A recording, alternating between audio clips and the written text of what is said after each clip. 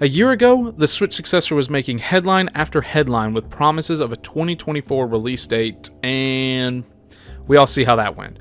Nintendo dodged all rumors of a Switch Successor and delivered a very strong couple of showcases. Fast forward a year, and the Switch Successor news is making headline after headline, so here we go again in 2025.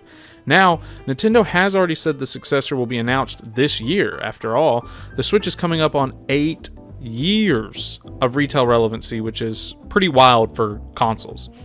Last year we did a video over potential Switch Successor launch titles, so now I thought it'd be fun to do kind of a relook at that and talk about what my dream lineup would be for launch titles for this new console.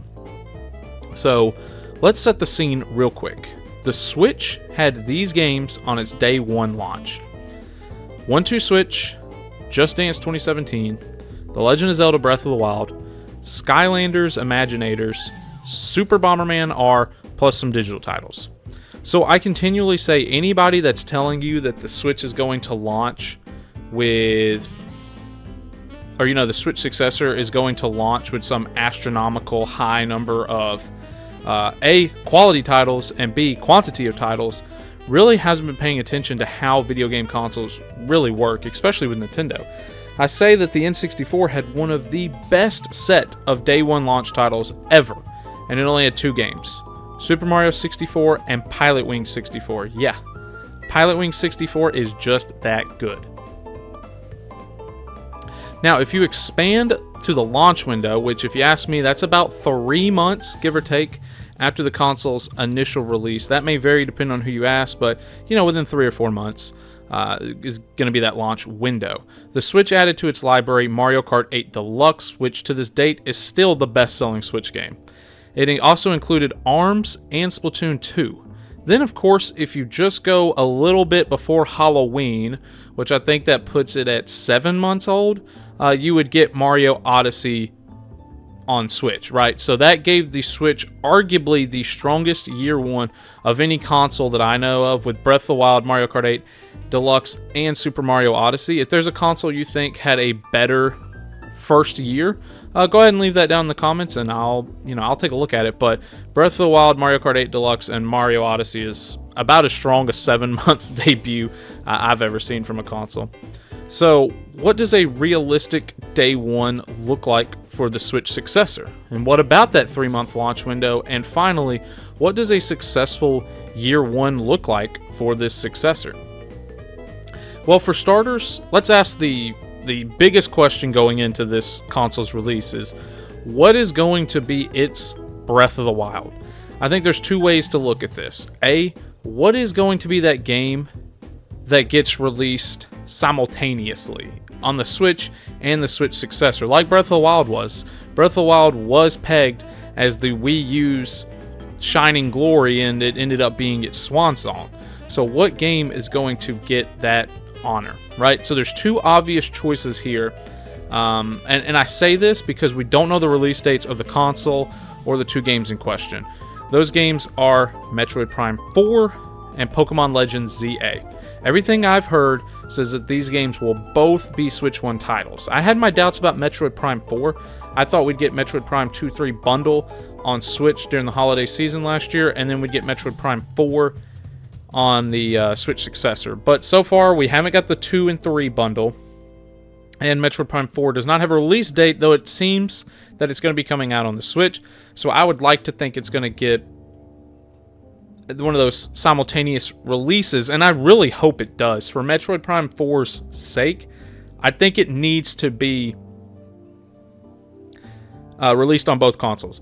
I think if it gets released on the Switch, that could be a little iffy. I heard about this a lot when I was talking about ports and sequels. A lot of people told me, don't root for Star Fox to get a new game on the Switch because it will not sell as people prepare for the new Nintendo console. And Metroid Prime 4 could fall into that same trap if it just gets released on Switch. So I think it's a big deal that that game gets released on both consoles.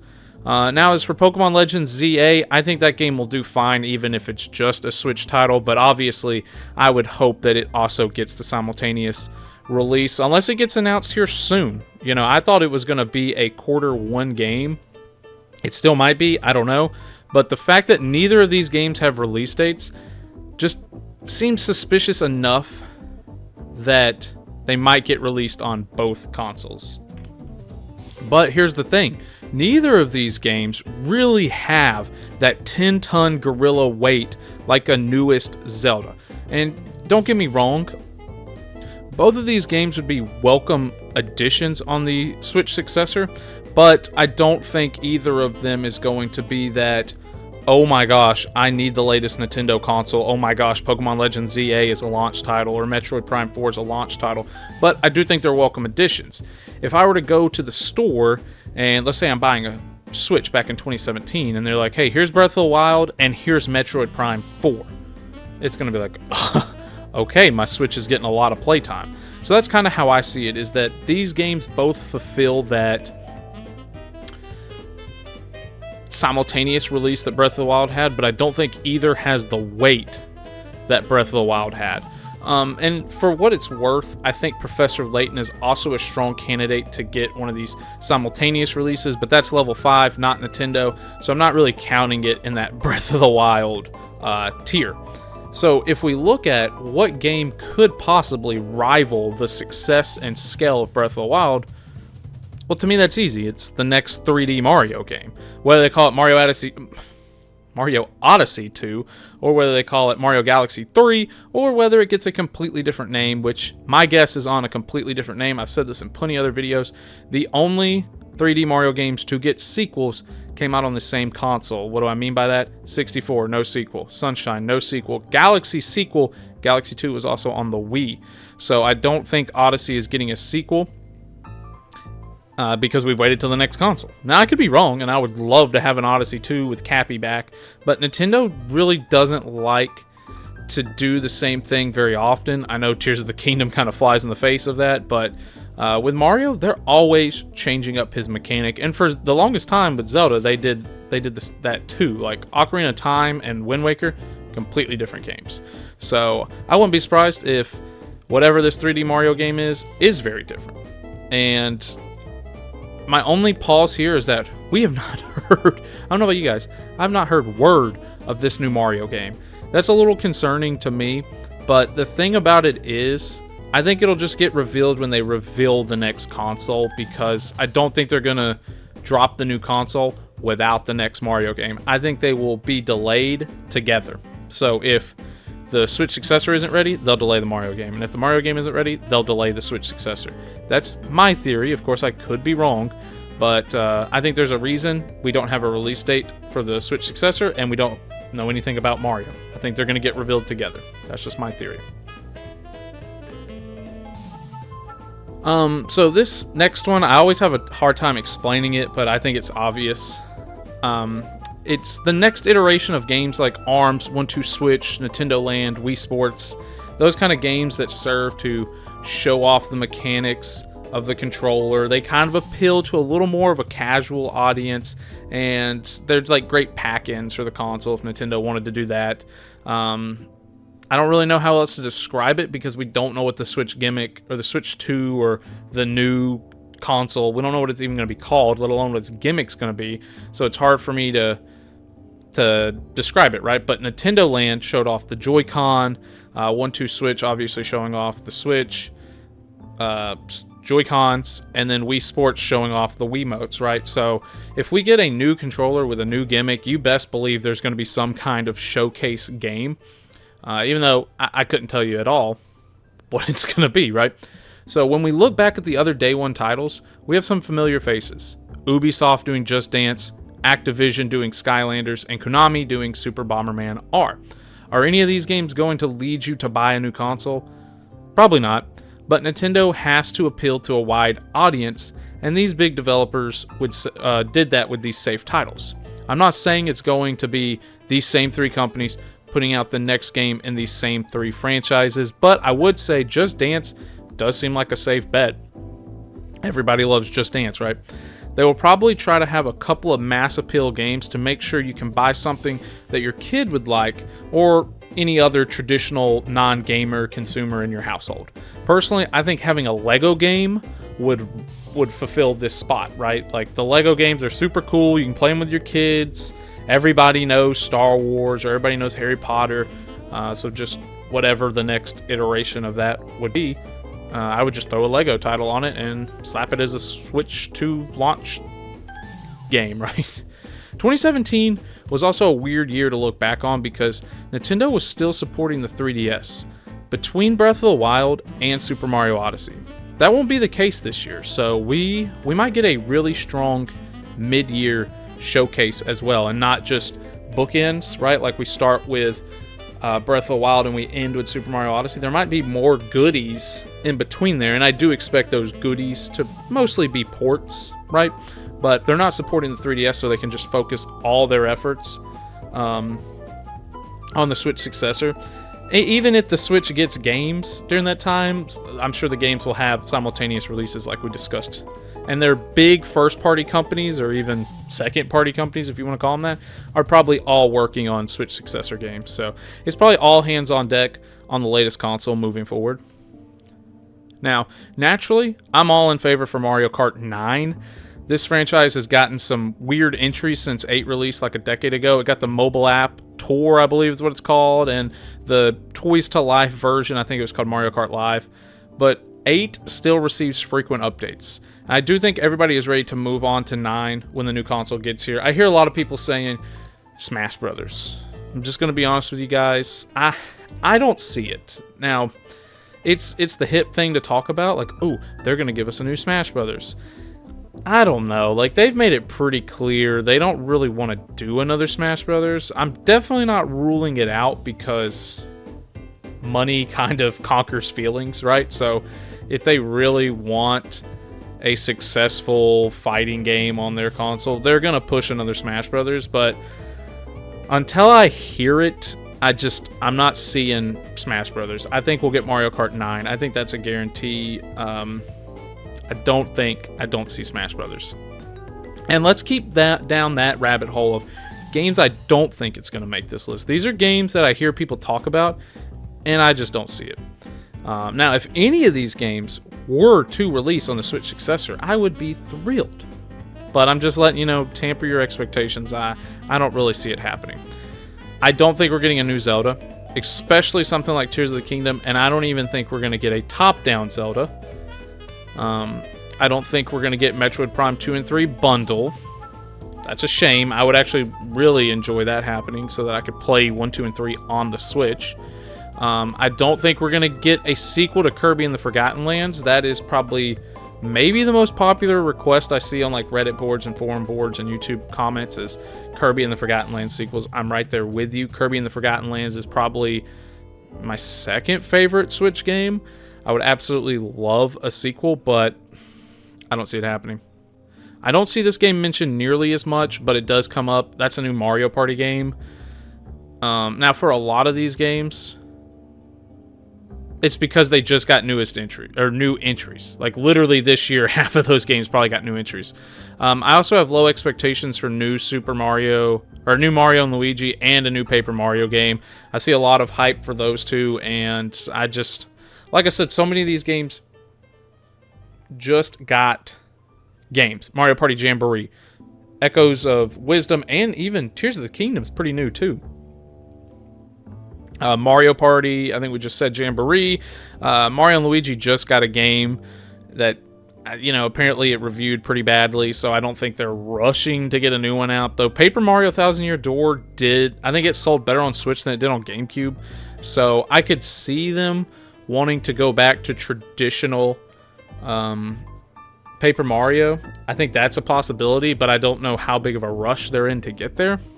And now you may be thinking, well, Kirby and the Forgotten Lands is 2022, I want to say. It could have been 2023, but I think it was 2022. So maybe it's time, 2025, new console, maybe we get a new Kirby game. I don't think we're going to get a 3D Kirby game because of Super Mario 3D, right? Now, that's not to say that we couldn't get a 2D Kirby game, or what we'll talk about later, which might be more likely, but again, we'll get to that later. Worth noting, I don't think we can rule out the next generation of Pokemon. In fact, it could be the holiday release for 2025. If we go back to 2022, you'll see that Legends Arceus released in January of that year. Scarlet and Violet released in November of that year. So just because we get a Legends game doesn't mean we can't get the next generation of Pokemon. They're kind of different games, right? So we can't rule out the next generation of Pokemon. But until we get a release date for ZA, ZA could also be the November Pokemon release. We don't know till we get dates.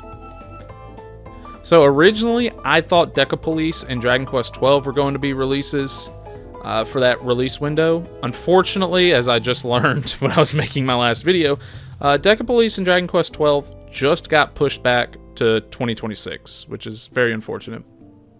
All right, here's the other thing I was going to talk about. That's ports. They're polarizing, but ports are a very common tool used to survive the first year or two of a new console. I think the Switch Successor will get 2 pretty big ports, in my opinion. And while I've given up on these games coming to the Switch, they would kind of make sense coming to the Switch Successor again as we start to get new people into the markets, as we get companies developing for these consoles, as we try to wait till the holiday season for some of the big AAA titles. Ports can be a great way to hold people over. So, the ports, I'm thinking, are Ocarina of Time and the elusive Wind Waker and Twilight Princess port. I was very quick to say the Wind Waker and Twilight Princess port didn't exist. And honestly, I was fully ready to just write them off completely. In fact, I think in previous videos I have. Here's the thing. 2023 gave us Tears of the Kingdom. 2024 gave us Echoes of Wisdom. That means we don't have a Zelda game lined up for the release of this console. And Zelda games have kind of become synonymous with console launches.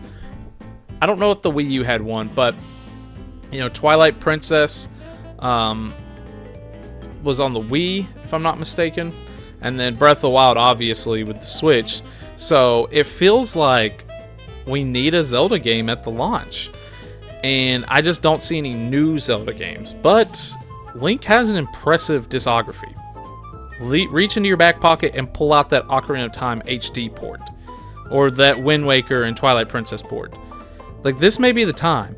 If you want a Zelda game on the latest Nintendo console around the launch window, just give us Ocarina of Time. Give us Twilight Princess. Now, I really don't know if these are more likely or less likely with the backwards compatibility, but that's Breath of the Wild and Tears of the Kingdom. I think it'd be kind of an easy way. Like, you see Xbox do like the whole buy it for $50 and then upgrade it. When you get a new Xbox, just pay $20 more and you get the Xbox Series X version, right? So Nintendo could do something like that. But there's no DLC, really. There is, but there isn't at the same time. Like, Tears of the Kingdom Definitive Edition, like, is the frame rate better? Is that all we're doing, is improving the performance? There's no, like, they've said they're done with it, so I don't think you can really add anything to the game. So I have a hard time believing Breath of the Wild and Tears of the Kingdom are going to get, like, Definitive Edition releases, since the console's already backwards compatible. So I don't know. Like, Nintendo's going to want to do something with Zelda, I'm sure. I just don't know what they're cooking. So I'm leaving the back door open for Ocarina of Time, Wind Waker, and Twilight Princess. The next likely port to me is something Kirby. Which Kirby is anybody's guess, right? I've heard people say Planet Robobot. I've heard people say the Wii U Kirby. I've heard people say Triple Deluxe. I've heard it all. You know, Kirby 64. I've heard it all. I don't know which one we'll get. And again, I'm not ruling out a 2D Kirby game either. I'm really just ruling out a Forgotten Land sequel, a 3D Kirby. I think they'll wait because they want, you know, Mario to be in the spotlight. You don't want to accidentally give Kirby the better game, because Kirby games are really darn good. So there's a chance Kirby could upstage Mario, which probably isn't what they want. Okay, the next point is the Switch Successor is already confirmed. We just don't have the date, right? And there's a lot of other games that are in development right now or have confirmed release dates that we don't know. Are they going to be Switch Successor simultaneous releases, like Dragon Quest 1 and 2, Xenoblade Chronicles X, there's another one, or even Fantasy Life, right? That game's got an April release date. Will the Switch Successor come out by April and give us a Fantasy Life simultaneous release. I don't know. These games, I'm just being honest with you guys. Until we get release dates, or until companies come out and say, like, yeah, Fantasy Life is going to get a Switch and a Switch Successor release date, or as they call it, what do they call it, for Nintendo Switch systems or something like that. But even then, that's a bit of a gray area because they could just be talking about the Switch Lite, right? So seeing that, even then, is a gray area. Skyrim was showcased early into the Switch's marketing. A sign Nintendo was back appealing to hardcore gamers. I think they will try to make a splash with another big RPG port. And they've already used Witcher, and they've already used Skyrim. So what candidates could they be looking out for? One I hear a lot is Baldur's Gate 3. A lot of people want a Baldur's Gate 3 port to the newest console. I'm sure like Diablo, what is it, Diablo 4? I think that probably gets some love. But my pick, I'm going to shoot my shot. I'm going to say Elden Ring. That would be insane to me to get Elden Ring on the Switch Successor. That's kind of the game that I want to see get brought over. So there you have it. It's not an exhaustive list by any means. In the first year, we could also get new Fire Emblem, Animal Crossing, Star Fox, Splatoon, or Pikmin. But here's the thing. I haven't heard any real chatter about any of these games, so I'm not willing to put myself out on a limb on them. Also, I mean, you got to think the Switch ran for 8 years. Nintendo probably wants to sprinkle out these releases. If they go crazy, they say, here's a new Zelda, here's a new Mario, here's a new Fire Emblem, here's a new Animal Crossing. Then we're going to go into 2026 like, what are we doing? We got all these big games in 2025. I guess we're taking 2026 off. So it's not an exhaustive list, but do be mindful that they'll want to save some gunpowder for 2026 also. So we may just get Mario in 2025 and Zelda in 2026. That way they make sure there's a big game coming out every year, you know? So here's what I think can be a day one realistic lineup. For starters, new 3D Mario game. Seems like a given. I'm going to also say the new Professor Layton game might get released day one. The new showcase gimmick, you know, think your Nintendo Land, your Wii Sports kind of game. Let's just go ahead and throw Just Dance in there. Let's say it's still going strong. And then a mass appeal game. Like I said, give me Legos or something like that. I think that would be a solid start. There'd be a wide variety of stuff to play, appealing to gamers of all ages, yada, yada, yada. I think that would be fine. And then within the next 3 months, you add something like Mario Kart 9, Pokemon ZA, Metroid Prime 4. The Switch is killing it at that point. And maybe we can round out the year with a Zelda port, a Kirby port, and Elden Ring. I think that would be a fantastic 2025. They may even sprinkle in the big Christmas Black Friday game, right? So that would be a very solid lineup. Honestly, probably more than they're going to do. So what's your dream lineup? Mine would definitely be Mario 3D, Ocarina of Time HD port, Mario Kart 9, and then Pokemon ZA getting a simultaneous release. So thank you guys for watching. Have a great rest of your day. Don't forget to subscribe, and I'll see you in the next one.